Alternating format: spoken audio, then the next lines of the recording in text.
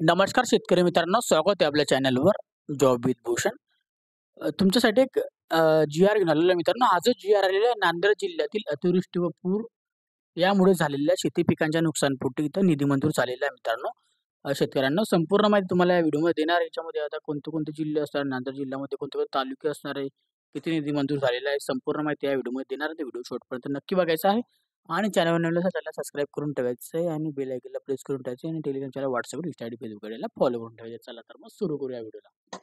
Latest असा हा जी-आर आलेला 18 सप्टेंबर 2025 चा जी-आर असणार आहे.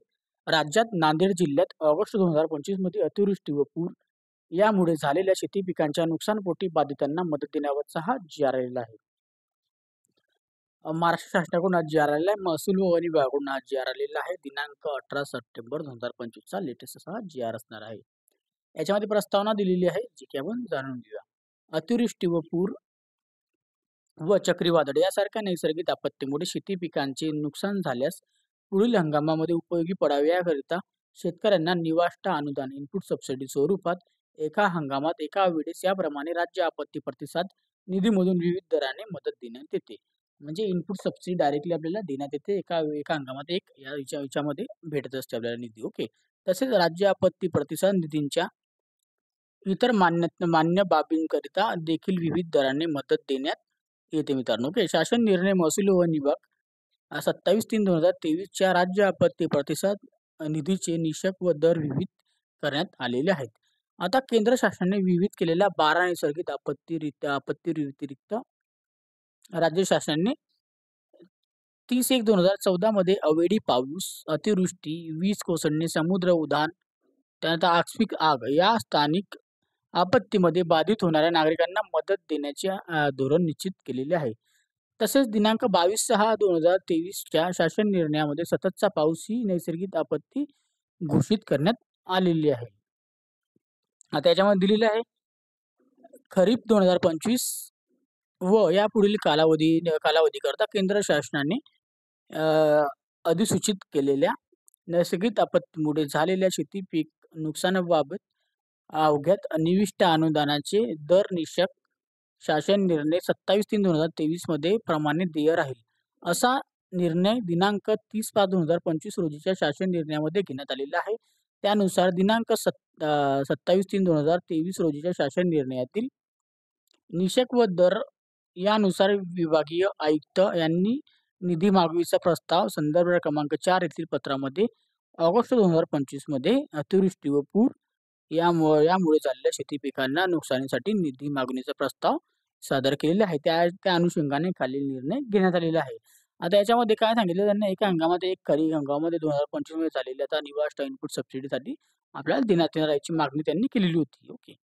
शासन निर्णय त्यांनी दिलेला आहे ऑगस्ट 2025 या कालावधीत राज्यात छत्रपती संभाजीनगर विभागातील नांदेड जिल्ह्यात अतिवृष्टी व पूर यामुळे शेती पिकांच्या नुकसानीसाठी शेतकऱ्यांना मदत देण्याकरिता संदर्भ क्रमांक 2 येथील शासन निर्णयामध्ये निश्चित केलेल्या दरानुसार एकूण 553,48,62,00,000 रुपये इतकी निधी आपल्याला वितरित करण्याची शासनाने विचारधारणात होती. 553,48,62,00,000. ओके.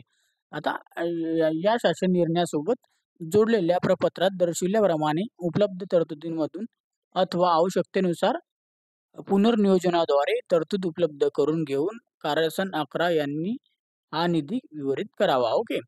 त्याच्यामध्ये दिलेला आहे संदर्भ क्रमांक 1 येथे 24/1/2023 मध्ये सूचित केल्यानुसार डीबीटी पोर्टलद्वारे लाभार्थ्यांना थेट त्यांच्या बँक खात्यात निधी वितरित करण्यात यावा.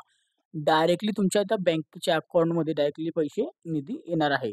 सोबतच्या आता प्रपत्रामधील सर्व लाभार्थ्यांची माहिती विविध नमुन्यात काळजीपूर्वक तयार करून संबंधित अधिकाऱ्यांनी संगणकीय प्रणालीवर भरून मान्यतेबाबत नियमानुसार कार्यवाही तथापि करावी. ओके.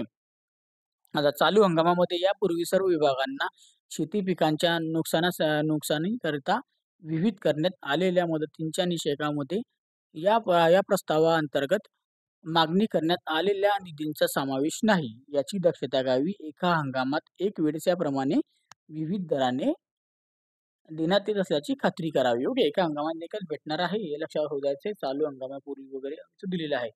आता याच्यामध्ये कोणत्याही लाभार्थ्यांना मदत देताना दुरुस्ती होणार नाही याची तहसील व जिल्हाधिकाऱ्यांनी यांची कटाक्षाने काळजी घ्यावी. वरील निधी खर्च करताना संदर्भ दिन सर्व शासन निर्णयातील सूचनांचे व निषेधांचे काटेकोरपणाने पालन करण्यात यावे. ज्या योजनेसाठी निधी मंजूर करण्यात आलेला आहे त्याच योजनेसाठी सदर निधी खर्च करण्यात यावा. ही मदत देताना नैसर्गिक आपत्तीकरता विविध केलेल्या अटी शर्तींची पूर्तता होत असल्याची खात्री संबंधितांनी करावी. ओके. त्याच्यामध्ये दिलेलं आहे त्यांनी आता लाभार्थ्यांना मदत वाटपीचा कारवाई पूर्ण झाल्यानंतर लाभार्थ्यांची यादी व मदतीचा तपशील जिल्ह्यांच्या संकेतस्थळावर प्रसिद्ध करण्यात यावा. या आदेशाद्वारे तसेच यापूर्वी वेळोवेळी निर्गमित केलेल्या आदेशाद्वारे नैसर्गिक आपत्तीमध्ये शेतकऱ्यांना दिलेला मदतीचा निधी बँकांनी कर्ज खात्यात अथवा अन्यथा वसुलीसाठी वळती करू नये याकरिता जिल्हाधिकारी यांनी सर्व बँकांना आवश्यक त्या सूचना निर्गमित कराव्यात. या सर्व सूचनांनी अंमलबजावणी करण्यासाठी जबाबदारी संबंधित जिल्हाधिकारी यांची राहणार आहे. आता सदर निधीतून करण्यात येत असलेल्या खर्चांचे लेखी निधी आहरित करण्यात येणाऱ्या कार्यालयांच्या स्तरावर ठेवण्यात यावे व करण्यात आलेल्या खर्चांचा कोषागार व कार्यालय व महालेखपाल कार्यालयाची त्रैमासिक ताळमेळ घेण्यात यावा व उपलब्ध करून दिलेला उपरोक्त निधी खर्च पडल्यानंतर तातडीने निधीची उपयोगिता प्रमाणपत्र संबंधित प्राप्त करून घेऊन एकत्रितरित्या शासनाने सादर करण्याची जबाबदारी उपविभागीय आयुक्त यांची राहणार आहे. आता याच्यामध्ये तुम्हाला इम्पॉर्टंट असणार आहे. वरील उपाययोजनेसाठी संदर्भ क्रमांक 2 येथील दिनांक 27/3/2023 च्या शासन निर्णयामध्ये विविध केलेल्या राज्य आपत्ती प्रतिसाद निधीच्या निषेधानुसार दरानुसार 2 हेक्टरी मर्यादित शेतीपैकी नुकसानपट्टी खर्च मागणी दिलेली आहे. आता मुख्य रेखांशामध्ये 2 हेक्टरीमध्ये आपल्याला मदत देण्यात येणार आहे. ओके. नैसर्गिक आपत्ती निवारणासाठी अर्थसहाय्य, चक्रीवादळे, अनुश्राव्य राज्य आपत्ती प्रतिसाद निधीच्या मानकानुसार नैसर्गिक आपत्तीमुळे पिकांसाठी शेती नुकसानीकरिता शेतकऱ्यांना सहाय्य व दिले अनुदाने व वेतन श्रेणी लेखाशीर्ष भागवण्यात येईल मित्रांनो. ओके. आता सदर खर्च आर्थिक वर्ष 2025 मध्ये उपलब्ध असलेल्या निधीमधून पुनर्नियोजनाद्वारे आपल्याला उपलब्ध करून निधी खर्चातून करण्यात यावा. याबाबत देय अदा करण्यासाठी इथे दिलेले आहे. कार्यालय यांच्या मुंबई यांच्या कार्यालयातील इथं 16/10/2007 च्या लेखा अधिकारी व्यवस्थापन प्रभाग यांना आहरण संबंधित अधिकारी, वित्तीय सल्लागार, सहसचिव यांचा नियंत्रण अधिकारी म्हणून घोषित करण्यात येत आहे. ओके. त्यानंतर आता बघूया आपण आता किती निधी आलेला आहे यामध्ये. आता शासन निर्णय दिलेला आहे महसूल व वन विभागाकडून 18 सप्टेंबर 2025 चा. ओके. याच्यामध्ये दिलेला आहे विभाग, जिल्हा, कालावधी, प्रस्तावाचा दिनांक, बाधित शेतकरी संख्या, बाधित क्षेत्र हेक्टर आणि निधी दिलेल्या लाखामध्ये. छत्रपती संभाजीनगर विभाग असा आहे, नांदेड जिल्हा असणार आहे. ऑगस्ट 2025 साठी निधी आलेली आहे. प्रस्ताव होता 16/9/2025 चा. टोटल बाधित शेतकरी असणार आहे याच्यामध्ये 7,74,313. ओके. याच्यामध्ये हेक्टर असणार आहे 6,48,533.21 हेक्टर. ओके. आणि निधी मंजूर झालेला आहे याच्यामध्ये जो की तुम्हाला सांगितलं आहे 553,48,62,00,000 रुपये एवढा निधी दिलेला आहे. ओके. याच्यामध्ये संपूर्ण दिलेली माहिती. ओके. 553,48,62,00,000 रुपये एवढा निधी मंजूर झालेला आहे. खूप सारे इथे बाधित शेतकरी झालेले आहे ऑगस्ट 2025 ला. ओके.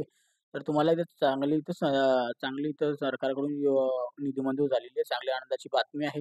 नक्कीच तुम्हाला व्हिडिओ आवडला असेल लाईक करायचं आहे. काही डाऊट असेल तर मला तुम्ही कमेंट बॉक्समध्ये कमेंट करा किंवा मला Instagram फेसबुकला मेसेज करा. त्याची लिंक तुम्हाला डिस्क्रिप्शन बॉक्समध्ये मिळून जाईल मित्रांनो. ओके. PDF फाईल जर डाउनलोड करायचं असेल टेलिग्राम चॅनल, WhatsApp वरून डाउनलोड करा. त्याची लिंक तुम्हाला डिस्क्रिप्शन बॉक्समध्ये मिळून जाईल. ओके.